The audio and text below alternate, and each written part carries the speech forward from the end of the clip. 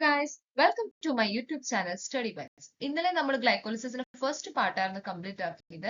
ഇന്ന് നമ്മൾ സെക്കൻഡ് പാർട്ടിലേക്കാണ് പോകുന്നത്. അപ്പൊ ഇവിടെ നമ്മൾ പഠിക്കാൻ പോകുന്ന സ്റ്റെപ്സ് ഓഫ് ഗ്ലൈക്കോളിസിസ് ആണ്. ഗ്ലൈക്കോളിസിസ് എന്ന് പറഞ്ഞാൽ ഒരു 10 സ്റ്റെപ്പ് പ്രോസസ് ആണ്. ഫസ്റ്റ് തൊട്ട് ഫോർത്ത് സ്റ്റെപ്പിനെ നമ്മൾ വിളിക്കുന്നത് പ്രിപ്പറേറ്ററി ഫേസ് അല്ലെങ്കിൽ എനർജി ഇൻവെസ്റ്റിംഗ് ഫേസ് എന്നാണ് വിളിക്കുന്നത്. അഞ്ചാമത്തെ സ്റ്റെപ്പിനെ സ്പ്ലിറ്റിംഗ് ഫേസ് അല്ലെങ്കിൽ ക്ലീവേജ് ഫേസ് എന്നാണ് വിളിക്കുന്നത്. സിക്സ്ത് തൊട്ട് 10th സ്റ്റെപ്പിനെ നമ്മൾ പേ ഓഫ് ഫേസ് എന്നാണ് വിളിക്കുന്നത്, അല്ലെങ്കിൽ എനർജി റിലീസിംഗ് ഫേസ് എന്നാണ് വിളിക്കുന്നത്. സോ നമുക്ക് സ്റ്റെപ്സിലേക്ക് പോവാം. സോ ഗ്ലൈക്കോളിസിസിനകത്ത് നമുക്കറിയാം ആദ്യത്തെ മോളിക്യൂൾ ഏതാണ്? ഗ്ലൂക്കോസ് ആണ്. നമുക്കറിയാം ആനിമൽസ് ഹ്യൂമൻസിന്റെ കേസിലൊക്കെ നോക്കുവാണെങ്കിൽ ഗ്ലൂക്കോസ് ആണ് അവരുടെ എനർജി സ്റ്റോർ ചെയ്ത ഫോം എന്ന് പറഞ്ഞാൽ ഗ്ലൂക്കോസ് ആണ്. പ്ലാന്റ്സിന്റെ കേസിൽ ഞാൻ പറഞ്ഞു സൂക്രോസ് ആണെന്ന് പറഞ്ഞു. സൂക്രോസിനെ അവർ എന്തായിട്ട് കൺവേർട്ട് ചെയ്യുന്നു? ഗ്ലൂക്കോസും ഫ്രക്ടോസും ആയിട്ടാണ് കൺവേർട്ട് ചെയ്യുന്നത്. ഓക്കെ, എന്നിട്ട് ആ ഗ്ലൂക്കോസ് ആണ് എന്ത് ചെയ്യുന്നത്? ഈ ഗ്ലൈക്കോളിസിസ് എന്ന് പറഞ്ഞ ഫേസിലേക്ക് പോകുന്നത്. ഓക്കെ, സോ നമുക്ക് പ്രോസസ്സിലേക്ക് പോവാം. സോ ഗ്ലൂക്കോസ് എന്ന് പറഞ്ഞാൽ ഒരു 6 കാർബൺ കോമ്പൗണ്ട് ആണ്. ഞാൻ പിക്ചർ ആഡ് ചെയ്തിട്ടുണ്ട്. നിങ്ങൾക്ക് അറിയാം 6 കാർബൺ ഉള്ള കോമ്പൗണ്ട് ആണ് ഗ്ലൂക്കോസ് എന്ന് പറയുന്നത്. ഈ ഗ്ലൂക്കോസിന്റെ 6ാമത്തെ പൊസിഷനിലോട്ട് എന്ത് ആഡ് ചെയ്യാൻ പോവാണ്? ഒരു ഫോസ്ഫേറ്റിനെ ആഡ് ചെയ്യാൻ പോവാണ്. ഈ ഫോസ്ഫേറ്റ് ആരാ ഡൊണേറ്റ് ചെയ്യുന്നതെന്ന് ചോദിച്ചു കഴിഞ്ഞാൽ നമ്മുടെ ATP ആണ്. ഒരു കെമിക്കൽ കോമ്പൗണ്ട് ആണ് ATP എന്ന് പറയുന്നത്. നമ്മുടെ ബോഡിയിലെല്ലാം എനർജി സ്റ്റോർ ചെയ്യുന്ന ഒരു എനർജി ഫോമിനെയാണ് ATP എന്ന് വിളിക്കുന്നത്. അപ്പം ATP ആണ് എന്ത് ചെയ്യുന്നത്? 1 മോളിക്യൂൾ ഓഫ് ഫോസ്ഫേറ്റിനെ ആർക്ക്? ഗ്ലൂക്കോസിന്റെ 6th കാർബണിലേക്ക് ഡൊണേറ്റ് ചെയ്യുന്നത്. ഇതിനെ സഹായിക്കുന്ന എൻസൈമാണ് ഹെക്സോകൈനേസ് എന്നാണ് പറയുന്നത്. ചിലയിടത്ത് ആണെങ്കിൽ ഗ്ലൂക്കോകൈനേസ് എന്നും ഈ എൻസൈമിന് പേര് അറിയപ്പെടാറുണ്ട്. നിങ്ങൾക്ക് സിംപിളി എൻസൈം ഓർക്കാം. നമുക്കറിയാം ഗ്ലൂക്കോസ് എത്ര കാർബൺ ഉണ്ട്? 6 എന്ന് പറഞ്ഞ ഹെക്സ്. ഓക്കെ, അപ്പം ഹെക്സോകൈനേസ് ആണ് ഇവിടുത്തെ എൻസൈം. ഇനി ഗ്ലൂക്കോസ് 6 ഫോസ്ഫേറ്റിനെ ഫ്രക്ടോസ് 6 ഫോസ്ഫേറ്റ് ആയിട്ട് കൺവേർട്ട് ചെയ്യുന്നതാണ് സെക്കൻഡ് സ്റ്റെപ്പ് എന്ന് പറഞ്ഞാൽ. നമുക്കറിയാം ഗ്ലൂക്കോസ് എന്ന് പറഞ്ഞാലും ഒരു 6 കാർബൺ കോമ്പൗണ്ട് ആണ്. ഫ്രക്ടോസ് എന്ന് പറഞ്ഞാലും 6 കാർബൺ കോമ്പൗണ്ട് ആണ്. ഗ്ലൂക്കോസിന്റെ ഐസോമർസ് ഫോം തന്നെയാണ് ഫ്രക്ടോസ്. എന്തിനാണ് ഇതിനെ ഫ്രക്ടോസ് ഫോമിലേക്ക് കൺവേർട്ട് ചെയ്യുന്നത് ചോദിച്ചു കഴിഞ്ഞാൽ ഗ്ലൂക്കോസിന് നമ്മളെ ഗ്ലൂക്കോസിന്റെ സ്ട്രക്ചർ നോക്കുമ്പോൾ ഇനി ഫെർദർ അതിനകത്ത് ഇപ്പൊ എന്തെങ്കിലും ഒരു കോമ്പൗണ്ട് ആഡ് ചെയ്യണമെങ്കിൽ ഫെർദർ ഇതിന് സ്പേസ് ഇല്ല ആഡ് ചെയ്യാൻ. പക്ഷെ ഫ്രക്ടോസിന് എന്താണ്? ഫ്രീ ആയിട്ട് കാർബൺ കിടപ്പുണ്ട് അതിന്റെ പൊസിഷനിലോട്ട്. അതുകൊണ്ടാണ് നമ്മൾ ഗ്ലൂക്കോസിനെ അതിന്റെ ഐസോമറിക് ഫോം ആയിട്ടുള്ള ഫ്രക്ടോസ് 6 ഫോസ്ഫേറ്റിലേക്ക് കൺവേർട്ട് ചെയ്യുന്നത്. ഇതിന് സഹായിക്കുന്ന എൻസൈമിന്റെ പേരാണ് ഫോസ്ഫോ ഗ്ലൂക്കോസ് ഐസോമറേസ് എന്ന് പറഞ്ഞ എൻസൈമാണ് ഇതിനെ സഹായിക്കുന്നത്. ഓക്കെ, അടുത്തത് ഗ്ലൂക്കോസ് 6 ഫോസ്ഫേറ്റിന്റെ ഫസ്റ്റ് പൊസിഷനിലോട്ട് എന്ത് ചെയ്യുന്നു? വീണ്ടും ഒരു ഫോസ്ഫേറ്റിനെ ആഡ് ചെയ്ത് കൊടുക്കുന്നു. അതിന് വീണ്ടും ഡൊണേറ്റ് ചെയ്യുന്നവരാണ് നമ്മുടെ ATP തന്നെയാണ് അവിടെയും ഡൊണേറ്റ് ചെയ്യുന്നത്. അപ്പോൾ ഫ്രക്ടോസിന്റെ ഫസ്റ്റ് പൊസിഷനിലോട്ടാണ് ഫോസ്ഫേറ്റ് ആഡ് ചെയ്ത് കൊടുക്കുന്നത്. ഓൾറെഡി ഫ്രക്ടോസിന്റെ 6th പൊസിഷനിലോട്ട് ഫോസ്ഫേറ്റ് ആഡ് ചെയ്തിട്ടുണ്ടായിരുന്നു. സോ ഇപ്പോൾ ഈ ഫ്രക്ടോസിനെ വിളിക്കുന്ന പേരെന്താണ്? ഫ്രക്ടോസ് 1,6 ബിസ്ഫോസ്ഫേറ്റ് എന്നാണ് അറിയപ്പെടുന്നത്. ഓക്കെ, ഇതിന് സഹായിക്കുന്ന എൻസൈമിന്റെ പേരാണ് ഫോസ്ഫോ ഫ്രക്ടോകൈനേസ് 1. അപ്പൊ നിങ്ങൾ ചിന്തിക്കണം, ഫ്രക്ടോസിന്റെ ഫസ്റ്റ് പൊസിഷനിലോട്ടാണ് ഫോസ്ഫേറ്റ് ആഡ് ചെയ്ത് കൊടുക്കുന്നത്. അതുകൊണ്ടാണ് അതിന്റെ പേര് എന്തായിട്ട് മാറിയത്? എൻസൈമിന്റെ ഫോസ്ഫോ ഫ്രക്ടോകൈനേസ് 1 എന്ന് ആയത്. ഓക്കെ, ഈ ഫ്രക്ടോസ് 1,6 ബിസ്ഫോസ്ഫേറ്റ് എന്ന് പറഞ്ഞു കഴിഞ്ഞാല് ഒരു 6 കാർബൺ കോമ്പൗണ്ട് അല്ലേ? ഇനി നടക്കാൻ പോകുന്നതാണ് നമ്മുടെ 4ാമത്തെ സ്റ്റെപ്പായ നമ്മുടെ 4ാമത്തെ സ്റ്റെപ്പിലേക്ക് വരികയാണ്. ആ സ്റ്റെപ്പിന്റെ പേരാണ് സ്പ്ലിറ്റിംഗ് സ്റ്റെപ്പ് എന്നാണ് അറിയപ്പെടുന്നത്. സ്പ്ലിറ്റ് ചെയ്യുന്ന ഒരു സ്റ്റെപ്പ് എന്ന് നമുക്ക് അതിനെ വേണമെങ്കിൽ അറിയപ്പെടാൻ സാധിക്കും. ഈ ഫ്രക്ടോസ് 1,6 ബിസ്ഫോസ്ഫേറ്റിനെ എന്ത് ചെയ്യുന്നു? 3 കാർബൺ ഉള്ള കോമ്പൗണ്ട് ആയിട്ട് സെപ്പറേറ്റ് ചെയ്യുന്നു. ഡൈഹൈഡ്രോസ് അസിറ്റോൺ ഫോസ്ഫേറ്റും ഗ്ലിസറാൾഡിയൈഡ് 3 ഫോസ്ഫേറ്റും. ഈ രണ്ട് കോമ്പൗണ്ട് നോക്കുമ്പോൾ നിങ്ങൾക്ക് അറിയാം 3 കാർബൺ കോമ്പൗണ്ട് ആണ്. ടോട്ടലി നമുക്കുള്ളത് 6 കാർബണിന്റെ ഒരു മോളിക്യൂൾ ഓഫ് ഗ്ലൂക്കോസിൻ നമ്മൾ സ്റ്റാർട്ട് ചെയ്തതാണ്. ഇപ്പൊ നമുക്ക് 3 കാർബണിന്റെ 2 കോമ്പൗണ്ട്സ് ആണ് കിട്ടിയിരിക്കുന്നത്. ഓക്കെ, അപ്പൊ ഇനി നമ്മൾ സ്റ്റെപ്പ് പറയുമ്പോൾ അല്ല 2 മോളിക്യൂൾസ് എന്നായിരിക്കും നമ്മൾ പറയുന്നത്. ഓക്കെ, ഈ ഡൈഹൈഡ്രോസി അസിറ്റോൺ ഫോസ്ഫേറ്റും ഗ്ലിസറാൾഡിയൈഡ് 3 ഫോസ്ഫേറ്റും രണ്ടുപേരും എന്താണ്? ഐസോമറിക് ഫോം ആണ്. ഓക്കെ, രണ്ടുപേരും 3 കാർബൺ കോമ്പൗണ്ട് ആണ്. ഒന്ന് മറ്റേന്റെ ഐസോമറിക് ഫോം എന്ന് നമുക്ക് അറിയപ്പെടാൻ സാധിക്കും. അപ്പൊ ഇനി ഫർദർ സ്റ്റെപ്പിലേക്ക് പോകുന്നത് ആരാന്ന് ചോദിച്ചു കഴിഞ്ഞാൽ ഗ്ലിസറാൾഡിയൈഡ് 3 ഫോസ്ഫേറ്റ് ആയിരിക്കും. കാരണം ഡൈഹൈഡ്രോക്സി ഫോസ്ഫേറ്റ് എന്തായിട്ട് കൺവേർട്ട് ചെയ്ത് കാണും? ഗ്ലിസറാൾഡിയൈഡ് 3 ഫോസ്ഫേറ്റ് ആയിട്ട് കൺവേർട്ട് ചെയ്ത് കാണും. അതിനുവേണ്ടി ഉപയോഗിക്കുന്ന എൻസൈമിന്റെ പേരാണ് ട്രൈഫോസ്ഫേറ്റ് ഐസോമറേസ് എന്ന് പറഞ്ഞ എൻസൈമാണ് യൂസ് ചെയ്യുന്നത്. ട്രയോസ് ഫോസ്ഫേറ്റ് ഐസോമറേസ് എന്ന എൻസൈമാണ് യൂസ് ചെയ്യുന്നത്. ഓക്കെ, ഇനി ഗ്ലിസറാൾഡിയൈഡ് 3 ഫോസ്ഫേറ്റിന് അടുത്ത സംഭവിക്കാൻ പോകുന്ന എന്താണ്? ഇവിടേക്ക് വരാൻ പോകുന്ന എൻസൈമിന്റെ പേരാണ് ഗ്ലിസറാൾഡിഹൈഡ് 3 ഫോസ്ഫേറ്റ് ഡീഹൈഡ്രോജനേസ് എന്ന എൻസൈമാണ്.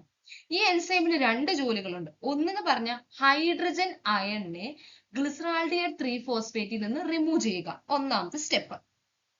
രണ്ടാമത്തെ സ്റ്റെപ്പ് എന്താന്ന് ചോദിച്ചു കഴിഞ്ഞാൽ ഒരു ഇൻഓർഗാനിക് ആയിട്ടുള്ള ഒരു ഫോസ്ഫേറ്റിനെ ഗ്ലിസറാൾഡിഹൈഡ് 3 ഫോസ്ഫേറ്റിലോട്ട് ആഡ് ചെയ്യുക.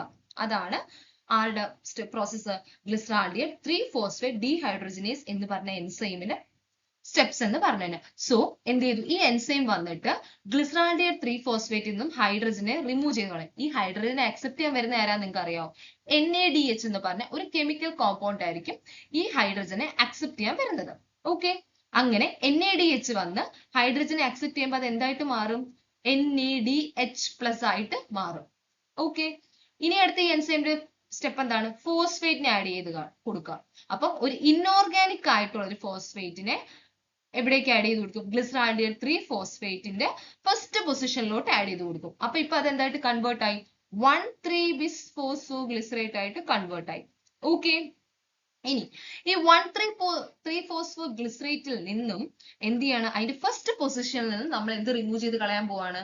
നമ്മൾ ഫോസ്ഫേറ്റിനെ റിമൂവ് ചെയ്ത് കളയാൻ പോവാണ്. അപ്പം അതിനുവേണ്ടി ഉപയോഗിക്കുന്ന എൻസൈമിന്റെ പേരാണ് ഫോസ്ഫോഗ്ലിസറേറ്റ് കൈനേസ് എന്ന് പറഞ്ഞ എൻസൈമാണ് വരുന്നത്. ഫോസ്ഫോഗ്ലിസറേറ്റ് കൈനേസ് എന്ന് പറഞ്ഞ എൻസൈം വന്നിട്ട് എന്ത് ചെയ്യുന്നു? 1,3-bis-phosphoglycerateന്റെ ഫസ്റ്റ് പൊസിഷനിലുള്ള ഫോസ്ഫേറ്റിനെ റിമൂവ് ചെയ്ത് കളയുന്നു. റിമൂവ് ചെയ്ത് കളയുമ്പോൾ ഈ ഫോസ്ഫേറ്റിനെ അക്സെപ്റ്റ് ചെയ്യാൻ വരുന്ന ആരാന്നറിയാവോ? നമ്മുടെ ADP എന്ത് ചെയ്യുന്നു? ADP വന്നിട്ട് ഈ ഫോസ്ഫേറ്റിനെ അക്സെപ്റ്റ് ചെയ്യുമ്പോഴത്തേക്ക് അത് എന്തായിട്ട് മാറും? ATP ആയിട്ട് മാറും. ATP ആയിട്ട് മാറും. നമുക്കറിയാം ആദ്യമേ തുടങ്ങിയപ്പം ഫസ്റ്റ് സ്റ്റെപ്പും തേർഡ് സ്റ്റെപ്പിലും എന്തോ നടന്നത്? ATP അതിന്റെ ഫോസ്ഫേറ്റിനെ ഡൊണേറ്റ് ചെയ്തിട്ട് ADP ആയിട്ടാണ് മാറിയത്. ഓക്കെ, 2 മോളിക്യൂൾ ആണ് അവിടെ ലോസ്റ്റ് ആയത്. ഇവിടെ എന്ത് സംഭവിച്ചു? ഇപ്പം 2 molecule ഓഫ് ADP എന്തായിട്ട് കൺവേർട്ട് ആയി? ATP ആയിട്ട് കൺവേർട്ട് ആയി. ഓക്കെ, ഇനി ഈ 3-phosphoglycerateന്റെ ഐസോമറിക് ഫോം ആണ് 2-phosphoglycerate എന്ന് പറയുന്നത്. അതായത് 3-phosphoglycerateന്റെ മൂന്നാമത്തെ പൊസിഷനിലാണ് ഫോസ്ഫേറ്റ് ഇപ്പൊ ഇരിക്കുന്നത്. ആ ഫോസ്ഫേറ്റിനെ എങ്ങോട്ട് കൊണ്ടുവച്ചു? രണ്ടാമത്തെ പൊസിഷനിലെ കാർബണിലോട്ട് കൊണ്ടുവച്ചു, ഐസോമറിക് ഫോം. അപ്പൊ അതിനുവേണ്ടി സഹായിക്കുന്ന എൻസൈമിന്റെ പേരാണ് ഫോസ്ഫോഗ്ലിസറോമ്യൂട്ടേസ് എന്ന് പറഞ്ഞ എൻസൈമാണ്. ഇപ്പം നമ്മളിപ്പോ ഒരു ഫോമിൽ നിന്ന് മറ്റൊരു ഫോമിനെ അതിന്റെ ഐസോമറിക് ഫോമിൽ കൺവേർട്ട് ചെയ്യണമെങ്കിൽ നമ്മൾ യൂസ് ചെയ്യുന്ന എൻസൈം ഐസോമറേസ് അല്ലെ മ്യൂട്ടേസ്, അങ്ങനെയൊക്കെ ആയിരിക്കും ആ എൻസൈമിന്റെ പേര് റെപ്രസെന്റ് ചെയ്യുന്നത്. അപ്പം 3-phosphoglycerateനെ 2-phosphoglycerate ആയിട്ട് കൺവേർട്ട് ചെയ്യും. അതിനുവേണ്ടി യൂസ് ചെയ്യുന്ന എൻസൈമിന്റെ പേരാണ് ഫോസ്ഫോഗ്ലിസറോമ്യൂട്ടേസ് എന്ന് പറഞ്ഞ എൻസൈം. ഇനി ഈ 2-phosphoglycerateൽ നിന്നും നമ്മൾ വാട്ടർ മോളിക്യൂളിനെ റിമൂവ് ചെയ്ത് കളയുന്നു. അപ്പൊ അതിന് വരുന്ന എൻസൈമിന്റെ പേരാണ് ഈനോളേസ്. ഈനോളേസ് എന്ന് പറഞ്ഞ എൻസൈം ആണ് വന്നിട്ട് എന്ത് ചെയ്യുന്നത്? ഈ 2-phosphoglycerateൽ നിന്നും എന്ത് റിമൂവ് ചെയ്ത് കളയുന്നു? വാട്ടർ മോളിക്യൂളിനെ റിമൂവ് ചെയ്ത് കളയുന്നു. ഓക്കെ, അപ്പൊ ഇനി അതെന്തായിട്ട് കൺവേർട്ട് ആയി?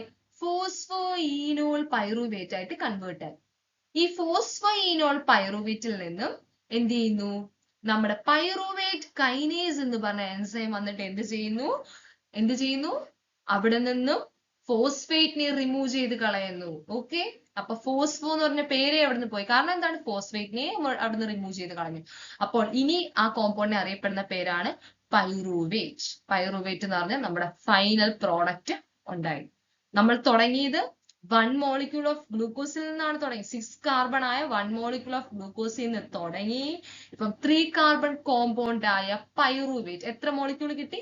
2 molecule. നിങ്ങൾ ശ്രദ്ധിക്കണം, 2 molecule ആണ്. കാരണം എന്താണ്? ഗ്ലൂക്കോസ് 6 carbon ആണ്, പൈറുവേറ്റ് എന്ന് പറഞ്ഞാൽ 3 carbon ആണ്. അപ്പൊ ഗ്ലൂക്കോസ് നമുക്കറിയാം ഒരു 4ാമത്തെ സ്റ്റെപ്പ് എത്തിയപ്പോഴത്തേക്ക് സ്പ്ലിറ്റിങ് നടന്നു. അപ്പം 6നെ 2ആയിട്ടാണ് സ്പ്ലിറ്റ് ചെയ്തത്, 3 ആയിട്ടാണ് സ്പ്ലിറ്റ് ചെയ്തത്. അപ്പൊ ഫൈനൽ ഉണ്ടാവുന്ന കോമ്പൗണ്ട് 3 carbon കോമ്പൗണ്ട് കൂടെ ആയതുകൊണ്ട് തന്നെ 2 molecule ഓഫ് പൈറുവേറ്റ് ആണ് നമുക്ക് അവിടെ കിട്ടുന്നത്. ഓക്കെ, ഇനി നമുക്ക് ജസ്റ്റ് സമ്മറൈസ് ഫോമിലേക്ക് നോക്കാം. ടോട്ടലി 10 steps ഓഫ് പ്രോസസ് ആയിരുന്നു ഗ്ലൈക്കോളിസിസ് എന്ന് പറഞ്ഞ. ഫസ്റ്റ് സ്റ്റെപ്പിനെ നമ്മൾ പ്രിപ്പറേറ്ററി ഫേസ് എന്നാണ് വിളിച്ചത്. അതിന്റെ ഫസ്റ്റും തേർഡും സ്റ്റെപ്പിലായിരുന്നു എന്ത് ചെയ്തത്? ഓരോ മോളിക്യൂൾ ഓഫ് ATP എന്ത് ചെയ്തത്? ഫോസ്ഫേറ്റിനെ ഡൊണേറ്റ് ചെയ്തത്. അപ്പൊ 2 molecule ഓഫ് ATP ആണ് അവിടെ യൂസ് ചെയ്തേക്കുന്നത്. അത് കഴിഞ്ഞിട്ട് 4th സ്റ്റെപ്പിലായിരുന്നു സ്പ്ലിറ്റിംഗ് ഫേസ് നടന്നത്. ഫ്രക്ടോസ് 1,6-bis-phosphate എന്ത് നടന്നു? സ്പ്ലിറ്റിംഗ് നടന്നിട്ട് ഗ്ലിസറാൾഡിഹൈഡ് 3-phosphate ഡൈഹൈഡ്രോക്സ് അസറ്റിക് ഫോസ്ഫേറ്റ് ആയിട്ട് കൺവേർട്ട് ചെയ്ത്. ആൻഡ് ഫൈനലി പേ ഓഫ് ഫേസിലേക്ക് എത്തി. പേ ഓഫ് ഫേസിൽ നമുക്കറിയാം 6th സ്റ്റെപ്പിലായിരുന്നു എന്ത് നടന്നത്?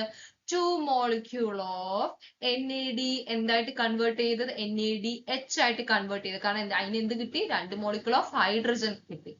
ആൻഡ് 7th ഉം 10th സ്റ്റെപ്പിലാണ് നമുക്ക് 2 molecule ഓഫ് ATP അവിടെ ഉണ്ടായത്. അതായത് 7th സ്റ്റെപ്പിൽ 2 molecule ഓഫ് ATP ഉണ്ടായി, 10th സ്റ്റെപ്പിൽ 2 molecule ഓഫ് ATP ഉണ്ട്. ടോട്ടലി 4 മോളിക്യൂൾസ് ഓഫ് ATP ആണ് അവിടെ ഉണ്ടായിരിക്കുന്നത്. അതിൽ ഞാൻ ഓൾറെഡി പറഞ്ഞു, നമ്മൾ സ്റ്റാർട്ട് ചെയ്തപ്പം നമ്മൾ എത്ര ATP ഇൻവെസ്റ്റ് ചെയ്തു?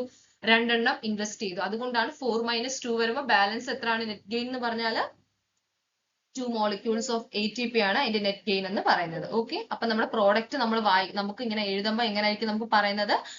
2 molecule of ATP, 2 molecule of NADH and 2 molecule of pyruVate. അപ്പം ഇതായിരുന്നു നമ്മുടെ ഗ്ലൈക്കോലിസ് എന്ന് പറഞ്ഞ പ്രോസസ് എന്ന് പറഞ്ഞു കഴിഞ്ഞാൽ. ഓക്കെ, അപ്പം ഇതിന്റെ എങ്ങനെയാണ് നമ്മൾ ഇതിന്റെ ഓരോ പ്രോഡക്റ്റ്, അതിപ്പോ ഗ്ലൂക്കോസ് 6-phosphate, ഫ്രക്ടോസ് 6-phosphate, അങ്ങനെ നമ്മൾ എങ്ങനെയാണ് ഓർത്തിരിക്കുന്ന ട്രിക്സ് എന്റെ ഷോർട്സ് ആയ വീഡിയോയിലേക്ക് ഞാൻ ഇടാൻ പോകുന്നതായിരിക്കും. Thank you very much.